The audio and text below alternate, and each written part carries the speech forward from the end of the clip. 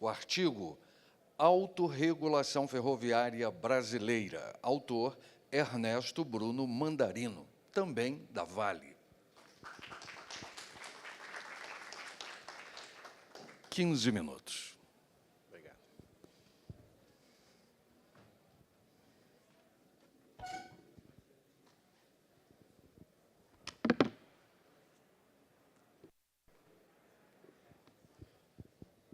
Olá, pessoal, bom dia. Bom, o artigo que eu submeti aqui para o prêmio, né, ele trata sobre a questão da autorregulação. Esse artigo ele é fruto de uma inquietação, de debate que começaram no âmbito da academia, do curso de Direito de Regulação da FGV, e permearam toda a discussão também que a gente teve no âmbito da estruturação da autorregulação da NTF.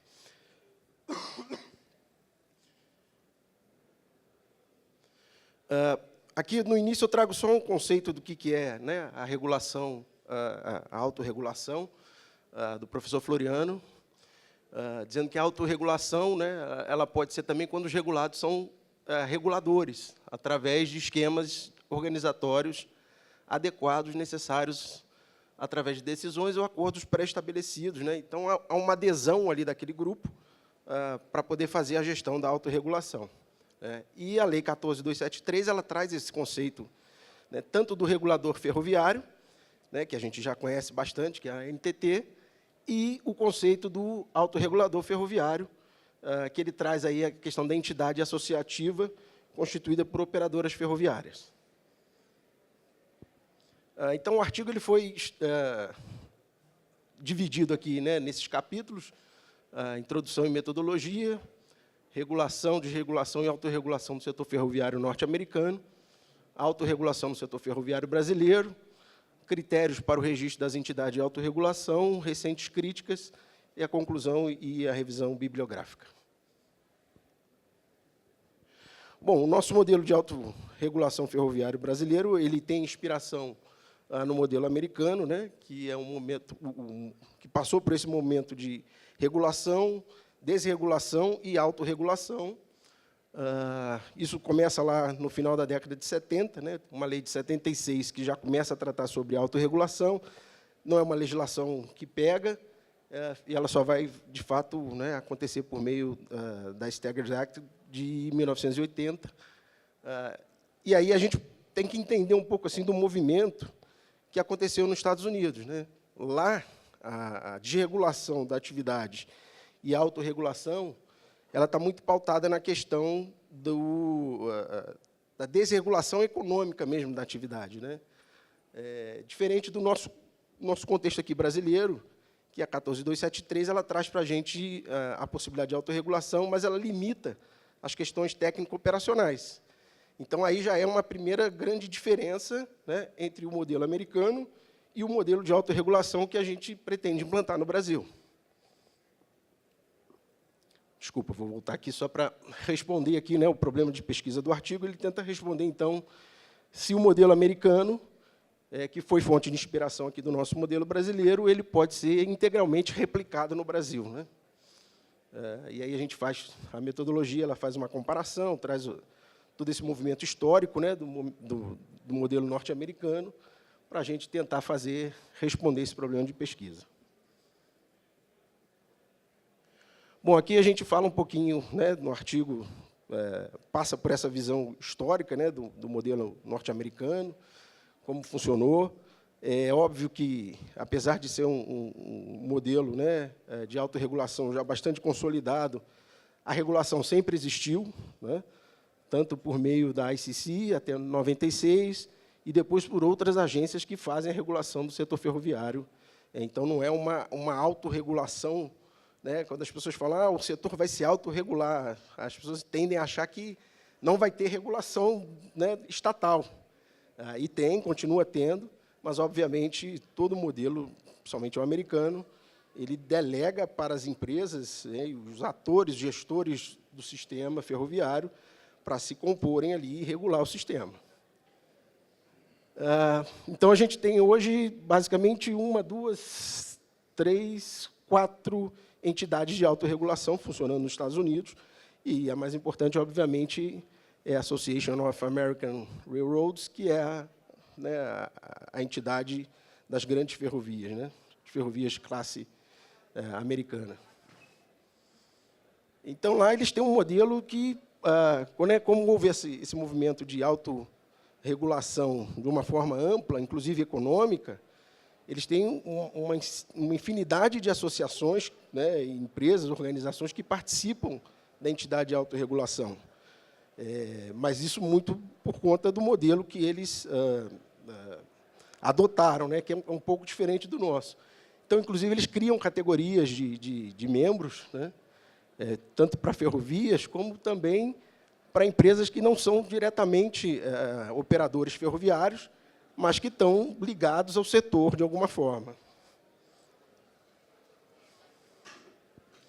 Então, aqui, quando a gente para olhar um pouco o que será o modelo de autorregulação ferroviária no Brasil, a gente entende, né, que houve, de fato, essa supressão parcial do Estado, né, com esse caráter, obviamente, subsidiário, né, de que o regulador vai supervisionar, fiscalizar isso de alguma forma, mas ele delega, então, para as operadoras ferroviárias para fazer a gestão, principalmente, das questões técnico-operacionais, né? E aí eu acho que o grande desafio é como é que a gente faz isso, né? Como é que a gente deixa o setor se organizar e qual é o grau, né, necessário de supervisão do regulador estatal para a autorregulação.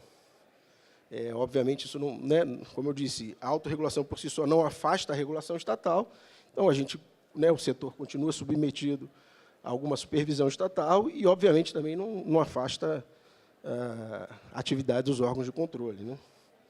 E, principalmente, aqui, defesa da concorrência, o CAD. Bom, então, eu trouxe o artigo 44, né, que ele dá uma base aí da autorregulação, e pensei alguns aspectos aqui que me fizeram refletir, né?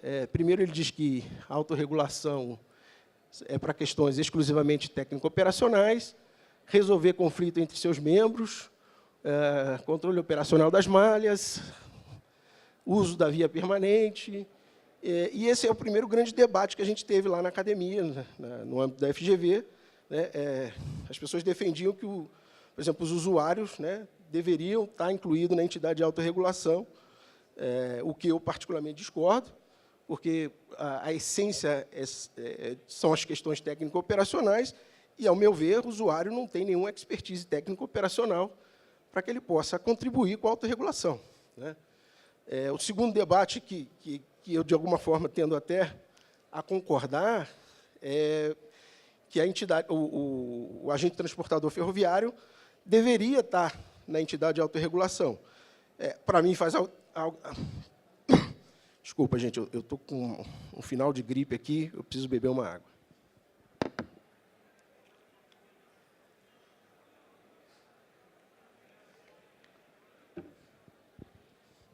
Então, na questão do agente transportador ferroviário, faz algum sentido, porque, de fato, ele vai estar, de alguma forma, conectado com essas questões técnico-operacionais, né? Óbvio que a gente ainda não tem nenhum agente transportador ferroviário consolidado no Brasil, que pudesse, de alguma forma, trazer o expertise dele para dentro da entidade, mas é um ponto que vale a reflexão. Talvez a lei pudesse permitir que o ATF entrasse na entidade. E aí a gente, né, o artigo ele aborda um outro tema, que é com relação à singularidade ou multiplicidade de entidades, né?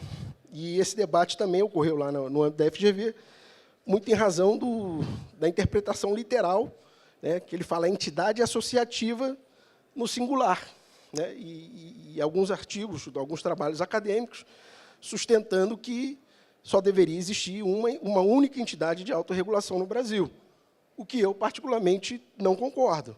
Eu acho que, apesar da literalidade estar no singular, o espírito da 14273 ele é um espírito de competição, né? Então, não faria muito sentido a lei querer trazer competição para o setor e, por outro lado, criar, entre aspas, um monopólio da autorregulação para uma única entidade.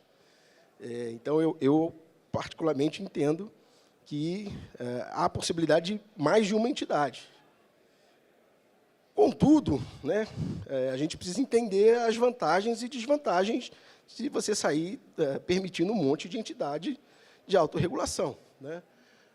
Uma das vantagens, né, de fato, a competição ela pode trazer benefícios para estimular uma competição entre essas entidades para congregar o maior número possível de associadas, né? Uma outra vantagem é estimular o desenvolvimento de tecnologias, né? Porque o autorregulador ele pode, inclusive, competir por recursos que estão disponíveis no RDT, né? Então, isso seria uma forma também de estimular essa parte, esse crescimento tecnológico, né? Uma outra vantagem, quando você tem múltiplas entidades, é dificultar, né, que se produza normas de barreira à entrada de operadores no setor, né? E reduzir o risco de captura e práticas anticoncorrenciais. Por outro lado, as desvantagens que a gente enxerga é que a multiplicidade, né, exacerbada, ela tende a tornar a autorregulação ineficaz, e, em vez de você diminuir a simetria nessas questões técnico-operacionais, você aumenta.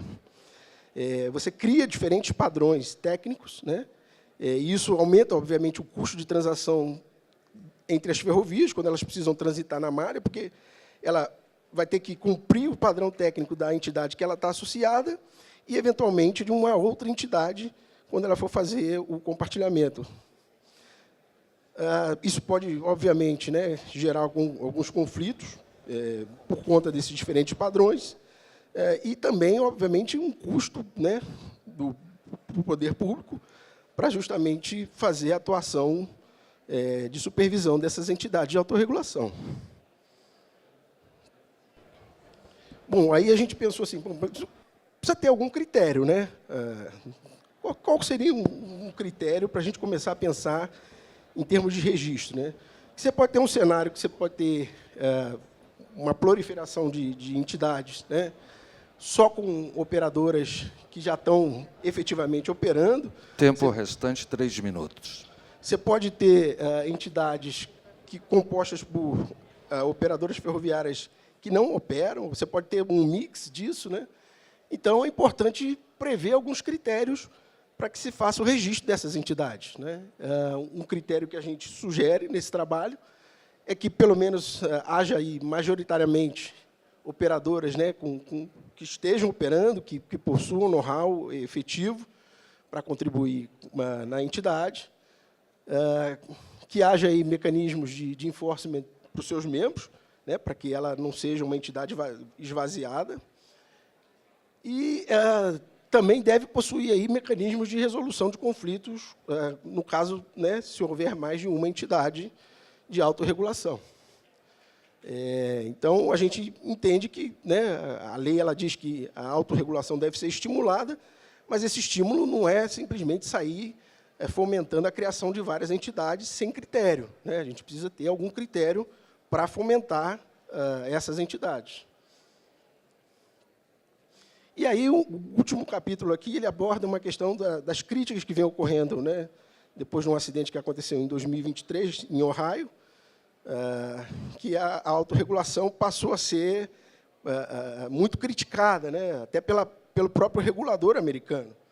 Então, a gente tem que ter muita calma, né, de entender que não é porque a autorregulação está acontecendo que não haverá problemas. E, inclusive, né, o regulador ele tem esse caráter, como a gente falou aqui, de fazer a supervisão, né? Mas, simplesmente, como se começou um debate agora lá nos Estados Unidos de querer regredir, acabar com a autorregulação, né, e voltar só para a regulação estatal, eu acho que é um pouco de exagero, né? Mas a gente entende, porque sempre que tem acidente, né, comoção, esse tipo de discurso acaba acontecendo, aparecendo.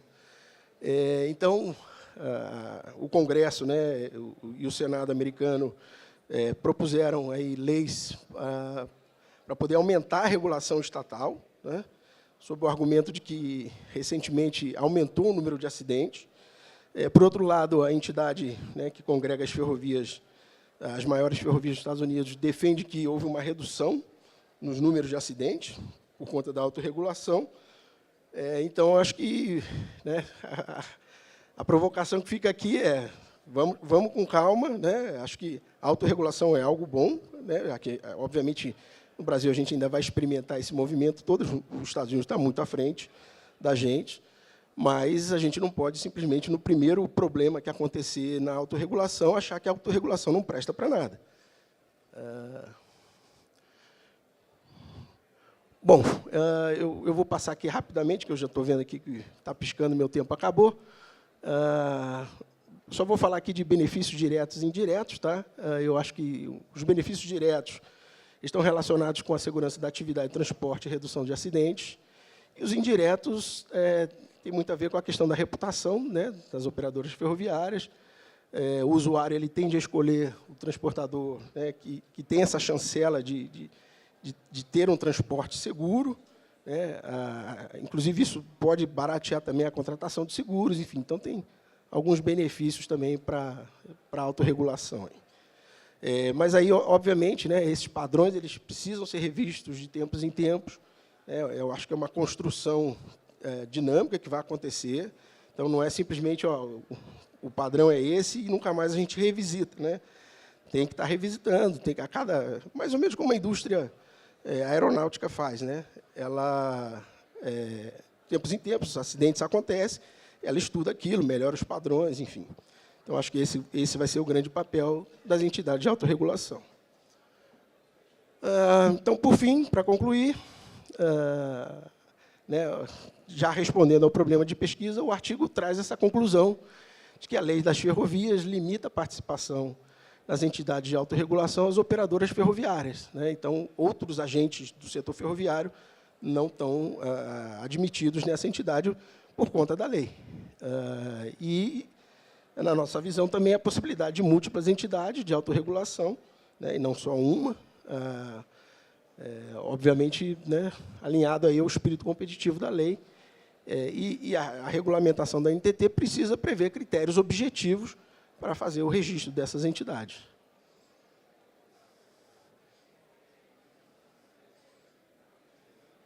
Bom, essa foi a bibliografia utilizada aí no trabalho, tá? E eu agradeço aí a atenção de vocês. Muito obrigado. Obrigado, Ernesto. Bruno Mandarino, da empresa Vale, pela sua apresentação. Pode deixar aqui. Obrigado.